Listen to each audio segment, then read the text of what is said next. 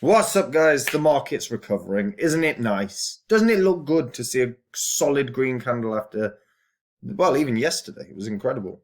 After the huge dips, it rallied like mad. The whole market has. Um, I'm going to actually be talking about some XRP news today. But before I get into that, I always update the spreadsheet. These are the first 26 coins that I held that I spoke about on the channel. If you invested $100 into each one when I released the videos and you're still holding all that crypto, you'd be in profit for over 44 grand. It's not what I hold anymore. If you want to see what I hold, come check out Copy My Crypto. One thing that I do keep reiterating is bear cycles will come, and that's the opportunity to make incredible gains. But not just that, guys. You know, when there are crazy external events like what we've seen with Ukraine and Russia, you know, in the past few days, knowing how to handle that is important. You know, a lot of people ended up selling their bags yesterday at enormous losses compared to how everything has recovered today. And that's generally out of fear and panic. You know, I spoke with everyone on Copy My Crypto about what exactly I was doing yesterday and how I was and what moves I would make. And if you're unfamiliar with these markets and you don't know how to handle these moments, then Copy My Crypto may well be the right thing for you, because it will help you clarify how you need to handle things. You can literally watch what I do, and you can match it, and you match my gains. So yeah, check it out. Links in the description, guys. Right. Yeah, before I get into XRP news, look at that. Bitcoin itself hit the lows of like 34.4k and ended up closing solidly at around sort of 38.4, and has continued rallying, a bit of a rally today. Touched at the heights of 39.7k, which is pretty good. So we'll see. Maybe we'll get a close above 40 today, with markets opening in the next sort of 20 minutes. Let's see. There's been some interesting stuff coming out of the Ripple case at the moment.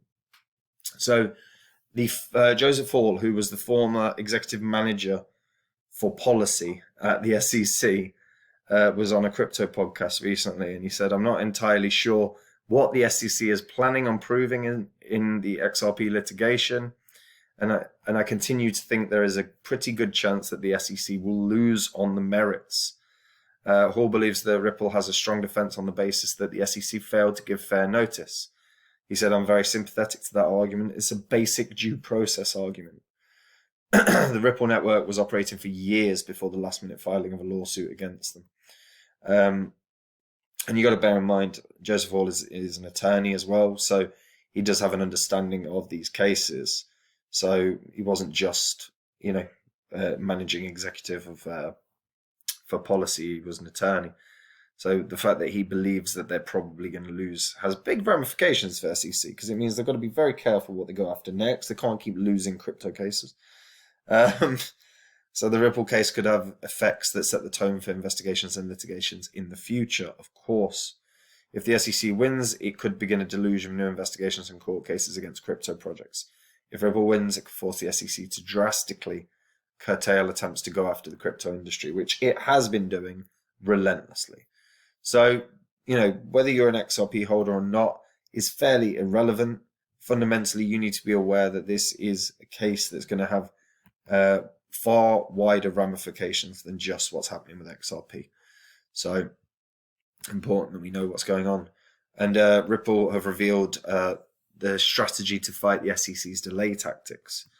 So Ripple's team argues that the SEC's public enforcement actions on cryptos filed before the lawsuit should not be considered. And what they've said is that the US regulatory watchdog, as it were, the SEC, filed a certiorari reply on February 23rd regarding a motion to strike fair notice defense. Proponents have reviewed the new update on the lawsuit against the payments giant Ripple and believe that the regulator is employing delay tactics. Obviously, they're employing delay tactics. They need to try and stay clear, and get their shit together, for lack of a better phrase. So James Fillon, who's a defense lawyer and Ripple proponent, tweeted about it, stating the SEC files request to file Sursa reply regarding motion to strike, citing the SEC versus Library decision, in which New Hampshire federal judge granted judgment on the pleadings on an unrelated selective enforcement defense. However, the Ripple's team filed a response within hours. The filing was expected to delay the outcome of the SEC versus Ripple case. However, the regulator attempted to introduce new material and an argument based on a pre-decided case. So proponents note that a trial would have offered a different outcome to the SEC versus Library case. And that was all a bit of bullshit as well with the library credits thing. We saw how that played out. One thing that looks positive for Ripple, well, crypto, the XRP, is that it is developing somewhat of a bullish pattern. So breakout, we could be in line to see a breakout with XRP in the near future. Although what I would argue is the breakout that we'll be seeing for XRP will be enormous when this SEC case closes, regardless of how it closes.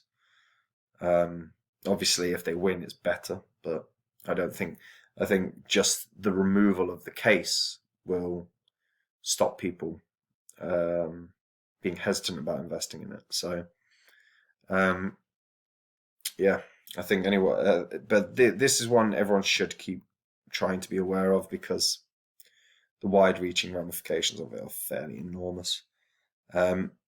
As in regard to what the hell else is going on in the markets, basically, I was saying this earlier, I don't believe I am growing more confident than the Russia-Ukraine situation is going to be less impactful on the market, more and more. Because obviously they're fighting now, and the fighting has properly started. There are only really two major things that can happen that can really have a significant sort of increase in fear or trepidation within financial markets based on this.